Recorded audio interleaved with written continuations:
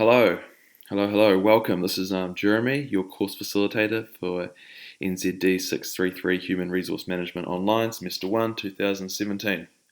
Okay, so this video is dedicated to Assessment 1. We're going to go over it. It's made up of three parts A, B, and C. Okay, so here I am on the Moodle site, and you can see here your screen might look slightly different to this. But yeah, it should be pretty much the same. So here's under the Moodle site. We're on the Assessments tab, and here's the section dedicated to Assessment 1. Hopefully you guys have already been through this and had it and explored a bit. Okay, so up here we've got the Assignment 1 instructions. So this is instructions for all three parts of the assessment. And then we've got these three areas dedicated to different parts. With the relevant marking schedules and the relevant drop boxes. Okay, so the drop boxes are where you're expected to submit each assignment or each part of the assignment. Yeah, so that should be relatively straightforward. If anyone does have any problems or questions around the drop box, give me a message or on the forums or via email, and I can explain that in more depth. Generally speaking, I think the drop boxes should be reasonably self-explanatory and you should be familiar with them, but if there are details or whatever that you need further explanation on, contact me. Happy to advise on that. Cool. Okay, so right now I'm going to be going into Assignment 1 instructions. Okay, I've already got this document open. You guys would need to click on this and download it. So here it is, open. Great. Okay, so Assessment 1, there's three parts A, B, and C.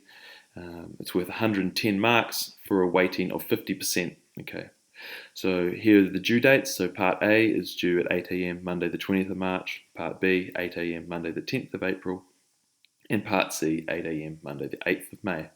So you've got some decent amount of time in between each submission.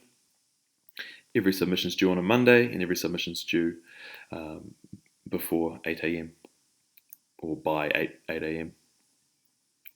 Great. Okay, so here's a little bit here. Submit each part as its own document. Introductions and conclusions are not necessary, but a cover page with the assessment name, your student ID number, your course number, and your facilitator's name should be included in each submission. Okay.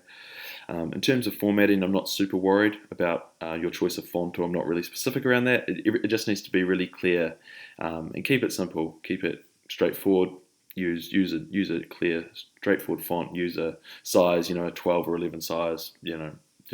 What seems logical and clear. But yeah, I'm not super specific about that. You're more marked on your content rather than your presentation. Obviously, I expect grammar and stuff to all be to a standard that reflects a tertiary level.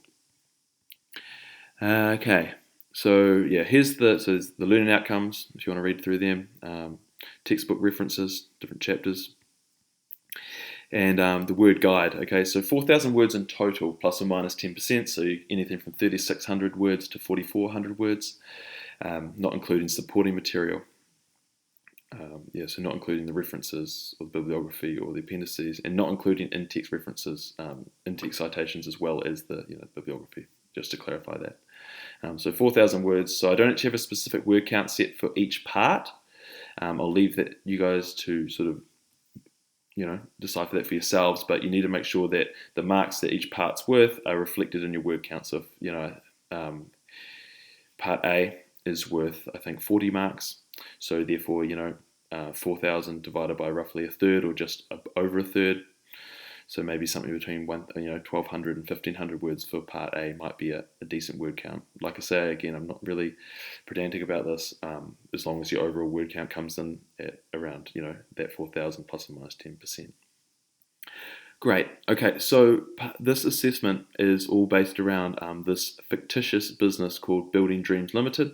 Okay, you're expected to read, it's a case study focus, okay, so you're expected to read through this case study about the scenario of this business and then apply the various parts questions to it and answer them. So you need to read through this and you need to become really familiar with it. Okay, do whatever you need to do to become familiar with it, whether that's reading it several times or taking notes or talking about it with other students. Do whatever's necessary, just become familiar with it. And then you can move on to Part A. Okay, so Part A is focusing on job collection, job description, and personal profile. It focuses particularly on weeks 3 and 4's material. Okay, so job design and job analysis, and also job description and person profiles. Okay, yeah. So I'd suggest becoming familiar with weeks 3 and 4's material before you move on to this part A. Yeah, so 40 marks.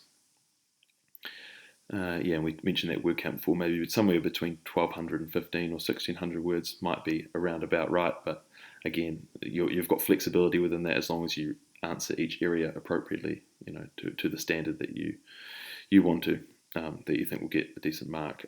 And be respectful of that word count, because I will punish people if all 3 parts overall go over 4,400.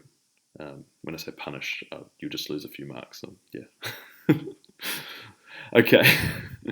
Yeah, so you can see the different marks here for different questions.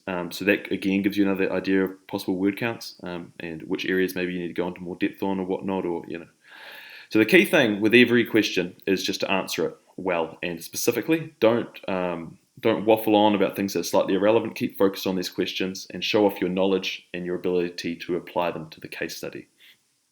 So yeah, 5 questions for part A. 1, 2, 3, 4, 5. First 3 questions, job design and job analysis related. Then question 4, job description related. Question 5, personal profile. That should be quite straightforward. When you're doing these, when you're writing these up as assessments to submit, I would suggest inserting the question and then inserting your answer. Typing your answer below it. Yeah, and I won't count the questions as a word count. Cool. Yeah, so here's the assignment 1, part A, marking schedule. Should be quite straightforward, but I would suggest you really sticking to this and making sure that you do all these things that the marking schedule is based on, and doing the ones that are worth more marks well, and just making sure you tickle these boxes, because this is what I'll be marking you against, exactly what I'll be marking you against. So if you do these well in your own mind, there's a high chance you'll probably get a good mark.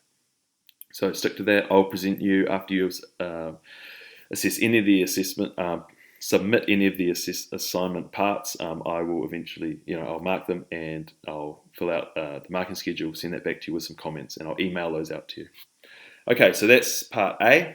Should be straightforward, hopefully. I'm trying to be reasonably brief in these, and you can ask more questions when you feel the need via the forums or email.